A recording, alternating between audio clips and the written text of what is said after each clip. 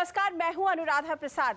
एक तरफ देश भर में कोरोना के मामले बढ़ रहे हैं और दूसरी तरफ लॉकडाउन खत्म होने में सिर्फ और सिर्फ 4 दिन बचे हैं। ऐसा माना जा रहा है कि 3 मई को लॉकडाउन खत्म होने के बाद कई इलाकों में शर्तों के साथ इकोनॉमिक एक्टिविटीज शुरू करने की इजाजत मिल सकती है। खास तौर पर ग्रीन एरिया को लॉकडाउन से राहत मिल सकती है। ऐसे में राज्यों का लॉकडाउन के लिए क्या है एग्जिट प्लान, इस बारे में चर्चा के लिए आमने सामने में आज मेरे मेहमान हैं उत्तराखंड के मुख्यमंत्री त्रिवेंद्र सिंह रावत जी। रावत जी, आपका बहुत बहुत शुक्रिया कि आप आमने सामने में आज मेरे साथ मेरे मेहमान हैं। तो मेरा सबसे पहला सवाल, अभी पंजाब से ये खबर आई है कि वहां पर लॉकडाउन जो है उसे 2 हफ्ते के लिए और बढ़ा दिया गया है। यानी पूरे देश में ये चिंता है कि, और खास करके मुख्यमंत्रियों की, कि अगर लॉकडाउन खोल दिया जाएगा तो क्या होगा प्रदेशों का। आपकी क्या राय है? देखिए, अलग अलग राज्यों की अलग अलग स्थिति है और राज्यों के अंदर भी जिलों की अलग अलग स्थिति है।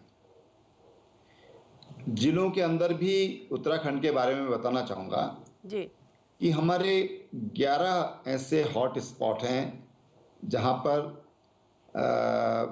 ये कोविड-19 के पेशेंट मिले हैं, संक्रमित मिले हैं। और इसलिए इसकी जो भी रणनीति बननी चाहिए वो प्रांतों के हिसाब से बनना चाहिए, अपने अपने राज्य के हिसाब से बनना चाहिए, क्योंकि संक्रमण अभी बढ़ ही रहा है जी। ये ठीक है कि भारत में, अगर दुनिया के परिप्रेक्ष्य में हम भारत के बारे में विचार करें तो हम बहुत ही नियंत्रित है। हमारे देश में मोर्टेलिटी भी हमारी बहुत कम है अगर हम दुनिया के सामने देखें जी। लेकिन सावधानी और सतर्कता वो बहुत ज़रूरी है और उसका अनुपालन करते हुए आर्थिक गतिविधियां हमको संचालित करनी ही चाहिए। और तो इसलिए कुछ जो स्थानीय, जो हमको लगता है कि ऐसा होना चाहिए या यहाँ पर इसको रोकना चाहिए, उसका निर्णय कुछ स्थानीय आधार पर भी छोड़ा जाना चाहिए जी। तो और पंजाब ने जो निर्णय, पंजाब की जो स्थिति है और कुछ अन्य राज्यों की भी स्थिति काफ़ी चिंतनीय है। उसकी तुलना में देखिए, हमारे राज्य में तो हमारी जो रिकवरी रेट है वो भी बहुत अच्छा है, मोर्टेलिटी कोई नहीं है और ये लगता है कि 5-7 दिन में हमारे 2-3 जिले और ग्रीन कैटेगरी में आ जाएंगे। अभी भी हमारे जो पेशेंट हैं, हरिद्वार हमारा लगभग ठीक हो गया है, ऊधम सिंह नगर हमारा ऑरेंज कैटेगरी में आ गया है, नैनीताल में भी कोई केस पिछले 15-20 दिन से नहीं बढ़े हैं जी, सिवाय देहरादून के। जी जी। तो देहरादून में जरूर जी हमारे इस तरह के केसेज हैं। तो लॉकडाउन ये धीरे धीरे चरणबद्ध तरीके से खोला जाना चाहिए जी। जो ग्रीन कैटेगरी है उसमें जो भी वहाँ की गतिविधियां हैं वो सामान्य रूप से चलनी चाहिए। ये सही, आपने सही कहा कि जो ग्रीन कैटेगरी है वहां पर स्थिति सामान्य होनी चाहिए और इकोनॉमिक एक्टिविटीज होनी चाहिए। लेकिन उत्तराखंड ऐसा स्टेट है रावत जी जो कि टूरिज्म और सर्विसेज बेस्ड स्टेट है। उत्तराखंड में अगर टूरिज्म नहीं होगा और खास करके रिलीजियस टूरिज्म, और आज केदारनाथ का पट भी खोला गया है, तो ये कपाट खोलने के बाद अगर रिलीजियस टूरिज्म नहीं होगा तो आपके यहाँ की इकोनॉमिक एक्टिविटीज में एक बहुत जबरदस्त धक्का लगेगा। उससे आप कैसे निपटेंगे? देखिए, 2 चीजें हैं। एक तो यह है कि हमको टूरिज्म को बढ़ावा देना है, वो ठीक है, हमको सब बढ़ावा देना है, लेकिन हम उसे नियंत्रित रूप में भी बढ़ावा दे सकते हैं। जो टूरिस्ट आ रहा है वो कहाँ से आ रहा है, वो कौन सा एरिया, अगर ग्रीन एरिया से आ रहा है तो उसमें कोई दिक्कत नहीं होना चाहिए, लेकिन अगर कोई हॉट स्पॉट से आ रहा है या रेड कैटेगरी से आ रहा है तो उसको तो निषेध होना चाहिए। और इसीलिए मैंने कहा कि वहाँ की जो प्रांत की सरकारें हैं उन प्रांत की सरकारों पर इसको छोड़ना चाहिए कि ये हमारा हॉट स्पॉट है, यहाँ ये सील्ड है, यहाँ से आवाजाही नहीं होगी। न वहां पर किसी का प्रवेश होगा, न वहां से किसी को बाहर निकलने दिया जाएगा। अगर इस तरह की व्यवस्था हो जाए तो फिर जो ग्रीन कैटेगरी जो एरिया है वहां से संचालित किया जा सकता है। उत्तराखंड में चार धाम यात्रा का बहुत बड़ा महत्व है और सिर्फ इंडिया के ही कॉन्टेक्स्ट में नहीं, पूरे विश्व भर से जो लोग भी आस्था रखते हैं वो इसके लिए आते हैं, चार धाम यात्रा के लिए आते हैं। आज जब कपाट खोला गया केदारनाथ जी का तो वहां पर बिल्कुल कोई नहीं था। वो काफी आश्चर्यजनित भी जिसे बोल सकते हैं कि वो फोटो थी कि बिल्कुल खाली है कपाट और वो कपाट खोला जा रहा था। तो ये जो है बाहर का जो भी टूरिज्म, जो टूरिस्ट आता था, वो भी एक उत्तराखंड के लिए एक बहुत बड़ी इकोनॉमी का जरिया था।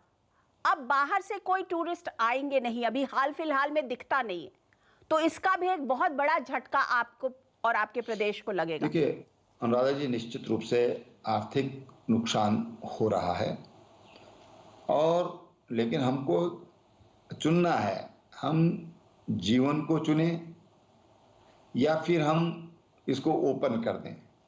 मैं समझता हूं कि इस समय देश की जनता इतनी जागरूक है, इतने लोग, प्रधानमंत्री जी जब कोई बात बोलते हैं तो लोग उसको स्वीकार करते हैं और फिर उसका अनुपालन करते हैं, कर रहे हैं। आज पूरा देश जिस तरह से दिख रहा है कि अनुशासनबद्ध तरीके से सरकार के निर्णयों को स्वीकार कर रहा है, ऐसे में जो मैंने बताया कि सामान्य टूरिस्ट नहीं आएगा। ये पैकेज टूर हो सकते हैं, green area to green area हो सकते हैं, इंटर स्टेट हो सकते हैं, इंटर डिस्ट्रिक्ट। अब हमारे उत्तराखंड में अभी हमारे एक जिले से दूसरे जिले में प्रवेश निषेध है और ऐसे में जो हमारा इंटरनल टूरिस्ट जो है या जो हमारे श्रद्धालु हैं, जो धार्मिक यात्री हैं, वो भी अभी नहीं निकल पा रहे हैं। अगर हम अपने जिलों को ओपन कर दें, जो हमारे पर्वतीय जिले 9 जिले हैं, मैं सपोज कह रहा हूं, उदाहरण के तौर पर कह रहा हूं, तो ये वहां पर स्वाभाविक रूप से रौनक बढ़नी शुरू हो जाएगी, श्रद्धालु वहां पर जाने प्रारंभ हो जाएंगे। लेकिन जो फिजिकल डिस्टेंसिंग है, जो डिस्टेंसिंग का फैसला है, उसको तो हमको लगता है कि अपने जीवन का हिस्सा बनाना होगा, क्योंकि ये लड़ाई 2-4 महीने की छोटी लड़ाई नहीं है।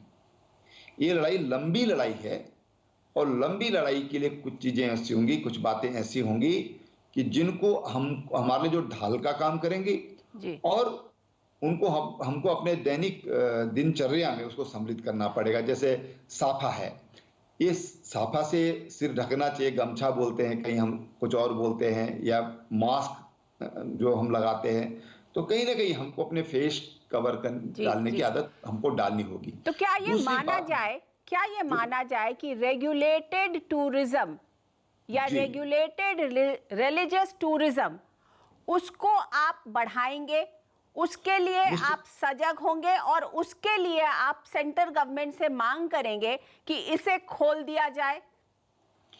जी, मैंने कहा ना कि हमको एक, जो आपने जिसके शब्द प्रयोग किया, रेगुलेटेड, वो उसको किया जा सकता है। मैंने उसके लिए प्रयोग किया कि ग्रीन एरिया से ग्रीन एरिया में आने की परमिशन होना चाहिए, तो उसको प्रारंभ किया जा सकता है। तो आपने मांग रखी है क्या सेंटर से? आपने ये मांग रखी है? मैंने माननीय प्रधानमंत्री जी से अभी परसों जब वीडियो कॉन्फ्रेंसिंग हुई थी, तो मैंने ये कहा था कि हमको समय समय चरणबद्ध तरीके से मेडिकल नॉर्म्स का पालन करते हुए इसको खोलना चाहिए।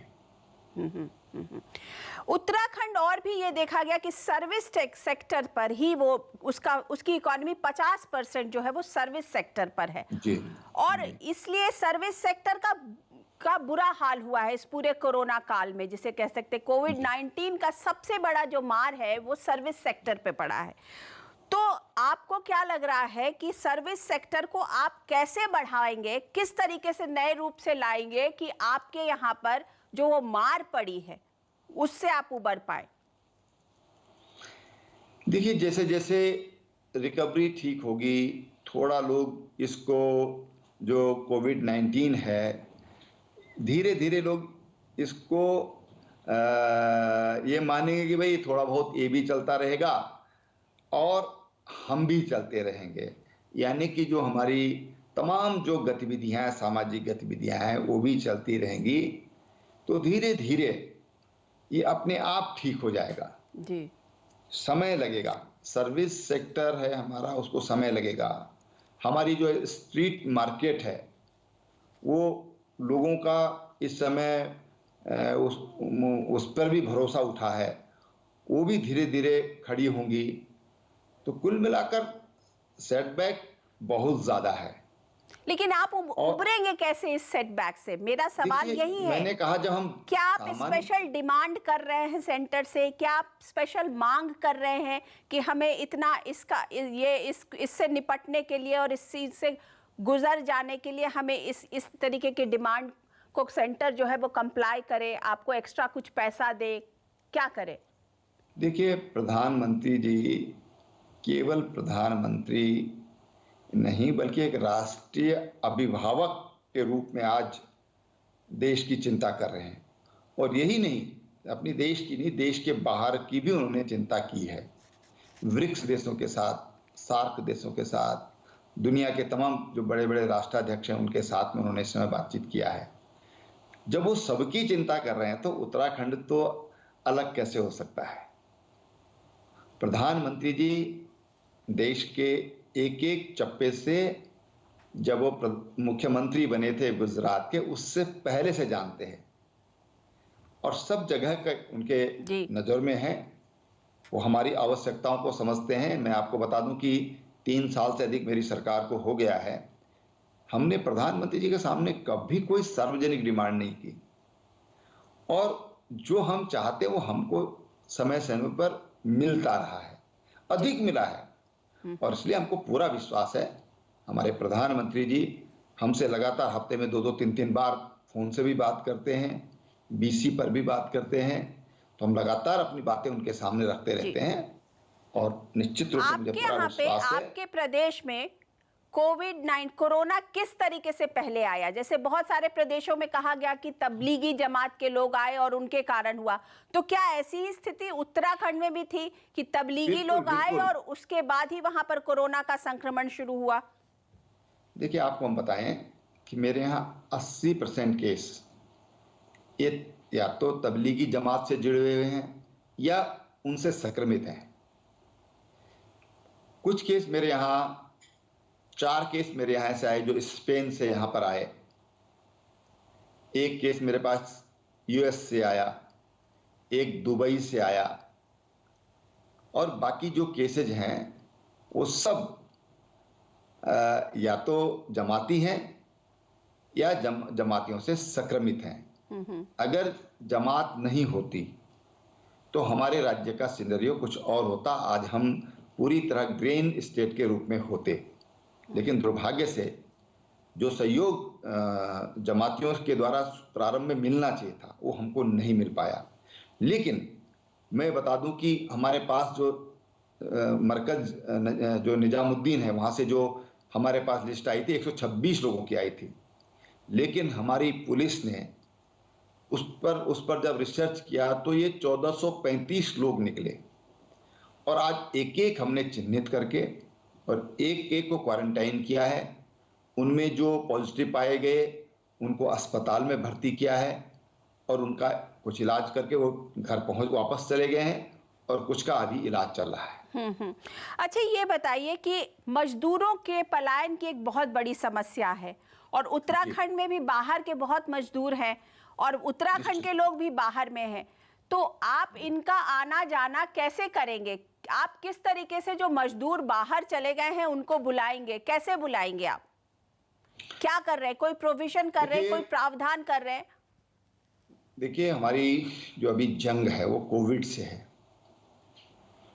और इसलिए हम सबसे कह रहे हैं भी जो जहां पर हैं वो कृपया कुछ दिन वहीं पर रहें। हम वहां की सरकारों से भी लगातार संपर्क में हैं, आप उनकी वही चिंता करिए। आज उत्तराखंड में लगभग 45-46 हजार लोग हैं ऐसे जिनकी राज्य सरकार चिंता कर रही है और भगवान की दया से कोई ये नहीं कहता कि साहब हम भूखे हैं। हमने उनके लिए मनोरंजन की भी व्यवस्था की है और धीरे धीरे जो इंडस्ट्री हमारी खुलनी शुरू हुई हैं कुछ लोग उसमें वापस जाना भी उसमें शुरू हुए हैं। लेकिन अभी भी मैं ये कहना चाहूँगा कि जो लोग जहाँ पर हैं वहाँ पर रहें। हाँ, जैसे कुछ बच्चे हमारे ट्यूशन के लिए कोटा में गए थे कोचिंग के लिए, जी। कुछ बच्चे कोचिंग के लिए इलाहाबाद में थे, उनको हम लाए हैं। हमने वहाँ की सरकार से बातचीत किया, उनको वापस लाए। कुछ लोग हमारे ऐसे थे कि जिनको आ रहे थे लॉकडाउन में, कुछ दिल्ली में उनको उतार दिया गया, कुछ अलवर में उतार दिए, कुछ रेवाड़ी में उतार दिए, कुछ उदयपुर में उतार दिए गए। तो ऐसे हम उनको हमने, जो न अपने घर में हैं, न अपने कार्यस्थल पर हैं, या जो बच्चे कहीं कोचिंग ले रहे थे, जिनका वहाँ पर मकसद केवल कोचिंग था, तो उनको हम लाए हैं। आपने लेकिन सारे बच्चों को बुला लिया? हाँ, हमारे पास मोटे तौर पर जो बच्चे थे हमारे आ गए हैं, सारे आ गए? तो बच्चे आ गए। ये देखा गया कि मोस्ट ऑफ जो स्टेट्स हैं उन्होंने अपने बच्चों को बुला लिया। सिर्फ एक स्टेट ऐसा है जिसने अपने बच्चों को नहीं बुलाया, कहा कि वो नोटिफिकेशन में नहीं है, वो बिहार है। बिहार के बहुत सारे बच्चे बाहर हैं। क्या आप नीतीश कुमार जी से अपील करना चाहेंगे कि वो भी अपने बच्चों को बुला लें? अब देखिए वो बच्चे क्या चाहते हैं।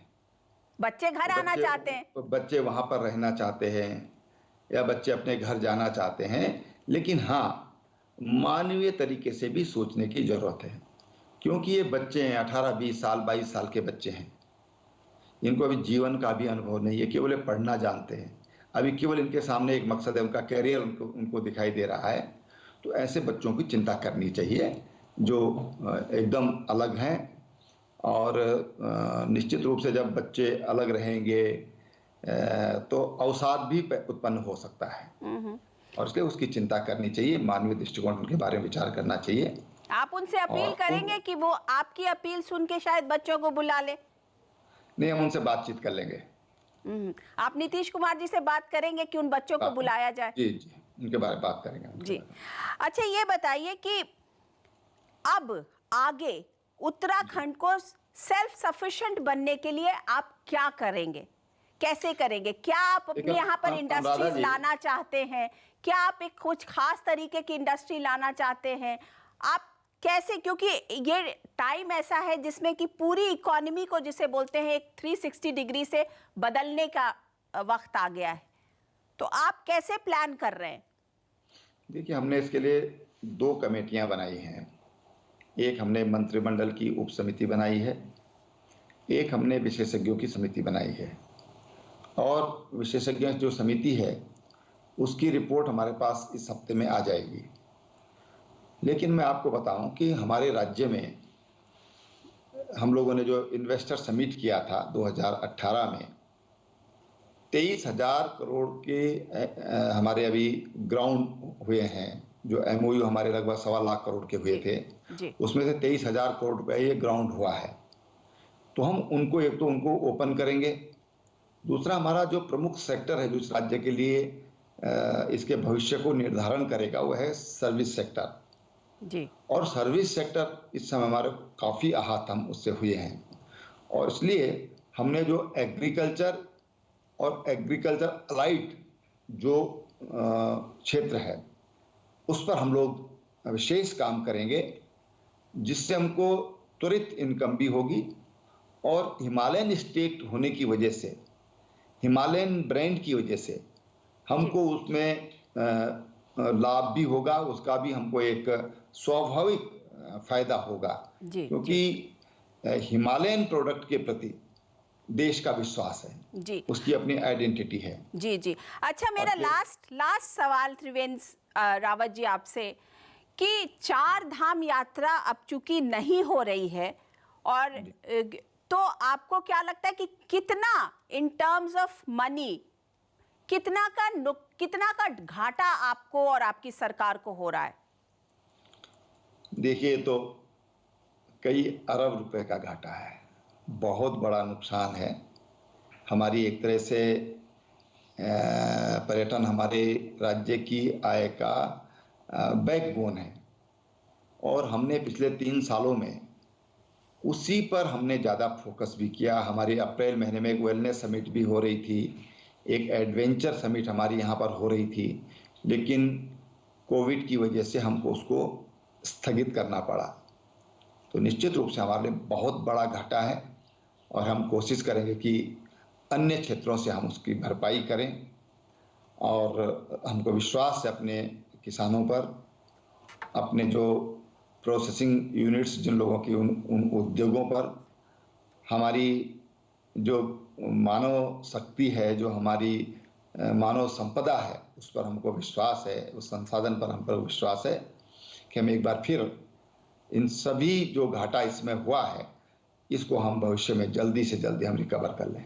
चलिए, त्रिवेंद्र सिंह रावत जी, हमसे बात करने के लिए आपका बहुत बहुत धन्यवाद। तो ये थे आमने सामने में त्रिवेंद्र सिंह रावत। मैं अनुराधा प्रसाद किसी और पर्सनालिटी के साथ आपसे फिर मिलती हूँ, तब तक के लिए नमस्कार। अगर आपको हमारा ये वीडियो पसंद आया हो तो इसे लाइक और शेयर जरूर करें। अगर इस वीडियो पर आपकी कोई राय है तो नीचे कमेंट भी कर सकते हैं। और हाँ, देश और दुनिया की तमाम खबरों से वाकिफ रहने के लिए अभी सब्सक्राइब करें न्यूज़ 24 का YouTube चैनल। न्यूज़ 24, निष्पक्ष खबरें।